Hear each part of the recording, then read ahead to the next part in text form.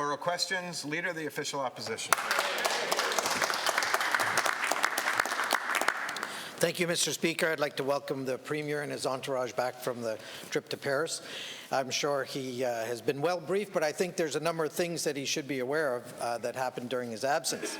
His ministers took advantage of his absence to do a few things. Minister of Health fired the Chief Medical Officer of Health. Government Service Minister put up another number of fees at Service New Brunswick. We heard that the Education Minister is closing many school cafeterias, and the Minister of Transportation leaked out parts of the capital budget. And the Minister from Energy, he made up a number of stories again, but I'm sure the Premier expected that anyways. So I'd like to ask the Premier if he pre-approved the firing of the Chief Medical Officer before he went, or was he informed when he was in Paris? The Honourable Premier. Monsieur le Président, c'est évident, lorsque j'étais à Paris, j'ai rien manqué ici. Monsieur le Président, le chef de l'opposition, selon nous, démontre un peu un manque de respect envers l'Assemblée législative et, Monsieur le Président, par extension, les gens du Nouveau-Brunswick. Il sait bien qu'il n'est pas censé de parler lorsqu'il y a un député de l'Assemblée législative qui n'est pas présent. Je sais qu'il a fait ça lors des périodes de questions où je me trouvais à Paris, Monsieur le Président. Il le fait encore ce matin. Il n'est pas censé de faire ça. C'est une personne que ça fait longtemps qu'il y a l'Assemblée législative et qui sait ça. Il fait exprès pour essayer de juste propager la négativité, Monsieur le Président. Ben, nous avons des défis sérieux ici devant nous comme province et nous avons besoin de débattre et de discuter de ces défis. Et plus important, les solutions à comment nous allons surmonter ces défis ensemble. Nous avons des choix à faire, Monsieur le Président. Je peux vous dire, notre gouvernement, nous sommes concentrés à faire les choix que ça va prendre pour relancer l'économie et redresser nos finances publiques pour faire en sorte que le Nouveau-Brunswick ait une bonne place à vivre. Leader of the Official Opposition. Well, Mr. Speaker, it's obvious the Premier is exhibiting some jet lag fatigue symptoms here today because, again, the first question I asked is perfectly within the scope of the legislature and the rules they're in. But, you know, Mr. Speaker, I'd like to read an excerpt of the mandate letter that the Premier sent to the Minister of Health. It says, the Office of the Premier plays a critical role in moving the government agenda forward, coordinating activities, monitoring performance, and managing critical issues. We work as a team, and as such, you are expected to consult on decisions regarding the staffing positions and ministerial appointments. So can the Premier tell us if this means that he is to be consulted on the firing of people or just the hiring of Liberal cronies? The Honourable Premier.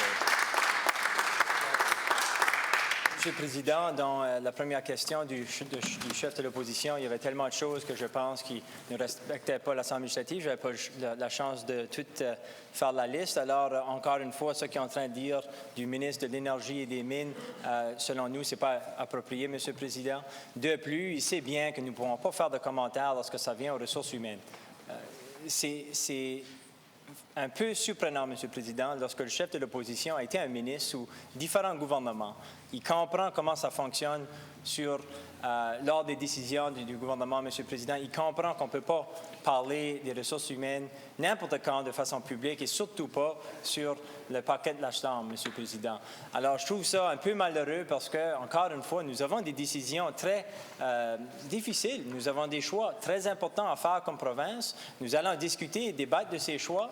Nous allons encourager les Néo-Brunswickois à nous donner leurs suggestions et idées, et ça inclut l'opposition, Monsieur le Président. Leader of the Official Opposition. Thank you again, Mr. Speaker. I was asking about the process of whether or not the Premier knew and whether or not he approved of the firing of the Chief Medical Officer. It's a high-profile case, and the former Liberal Minister of Health said that he hired her. So again, if the Minister gets to hire, they also get to fire. And again, we're asking if the Premier knew or not. That's what we're asking. It's based on process. But, you know, there's another thing. I don't know if the Premier knew or has been briefed. But, again, it goes back to some of the other questions we were asking, and that was on the Atcon issue. We've been looking at some of the information that we've received off the servers that we gave to the RCMP, but the point is there's also been RTI information. Here's the excerpts from an email, and this email says that a second mech is contemplated to request under Section 12 of the Auditor General Act a forensic audit of the money trail. I can insist in the completion of this MEC if desired. So there was a question. Why did the Premier shut down the investigation? Honourable Premier.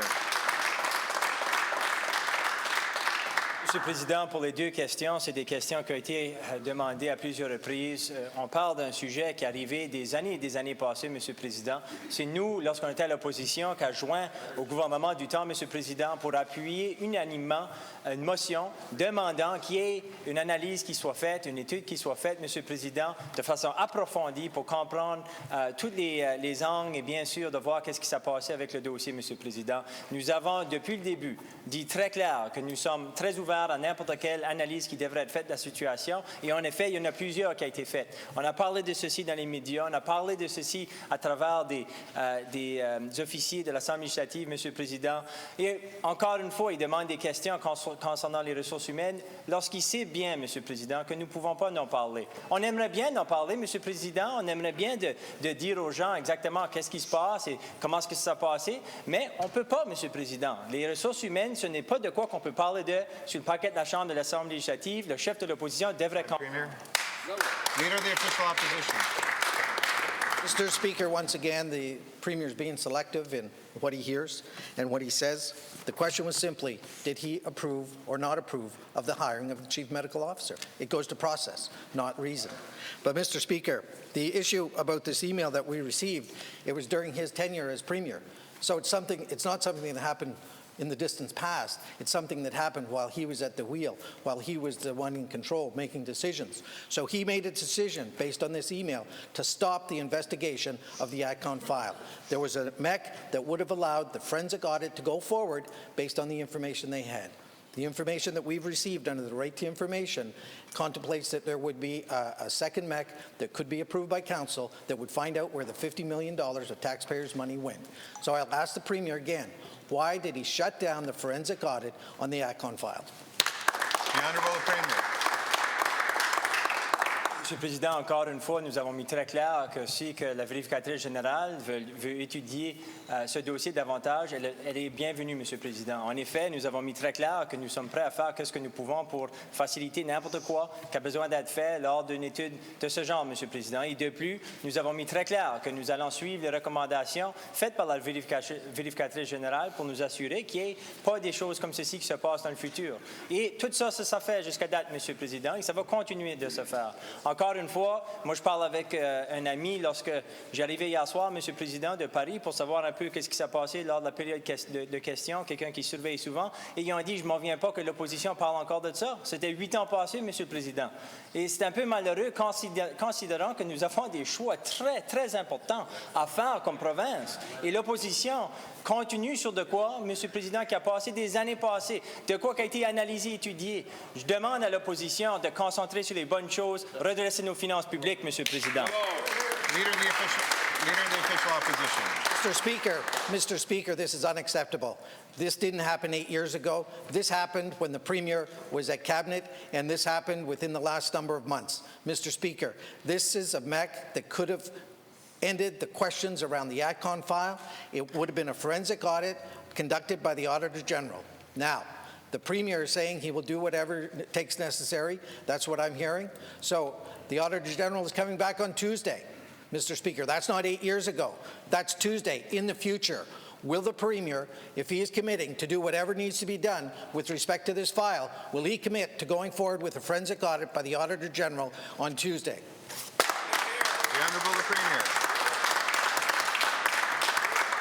Monsieur le Président, je ne vais pas répondre des questions hypothétiques. On va voir ce que la vérificatrice générale va nous dire lorsqu'elle va faire sa présentation. Monsieur le Président, encore une fois, nous l'avons mis très clair.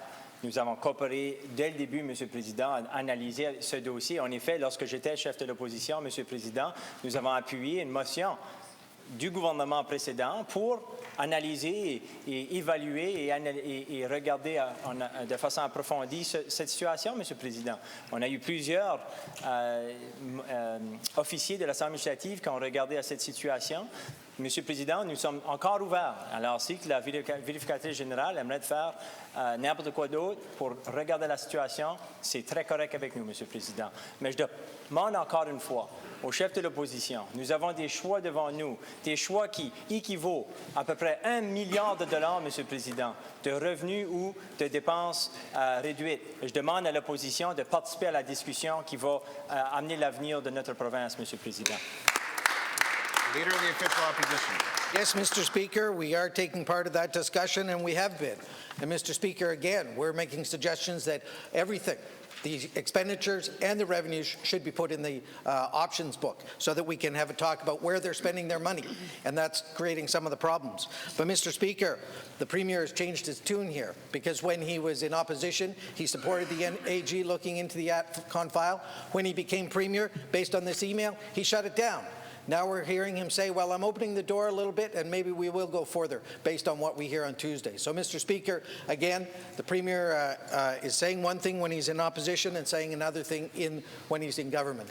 So, again, I ask the Premier, is he committing to a forensic audit by the Auditor General under Section 12 of the Auditor General Act? The Honourable Premier. Mr. Speaker, I gave the answer, I think, numerous times, not only today, but throughout many question periods. I have to take issue with what was said by the Leader of the Opposition, however, Mr. Speaker, trying to give the impression that he has been giving some suggestions on the choices that are before us as a province when it comes to getting our finances in order so we can invest in the priorities of New Brunswickers like jobs, healthcare and education. Mr. Speaker, I listened very attentively when the member opposite got up to speak with his reply from the throne, the reply to the throne speech, Mr. Speaker. And here was the suggestions he gave. He wants us to advance PTSD, drinking and driving. He wants the timing of the education plan to be reconsidered. He wants us to reverse the tuition tax rebate, even if the students that represent the students across the province don't want that, Mr. Speaker. And he wants us to reverse taxing the 1%. Not one of these suggestions, Mr. Speaker, will help us with our financial challenges. In fact, many of them will make it worse, Mr. Speaker. So he has not given one answer and one suggestion. I ask the Leader of the Opposition to step up and give the choices that he would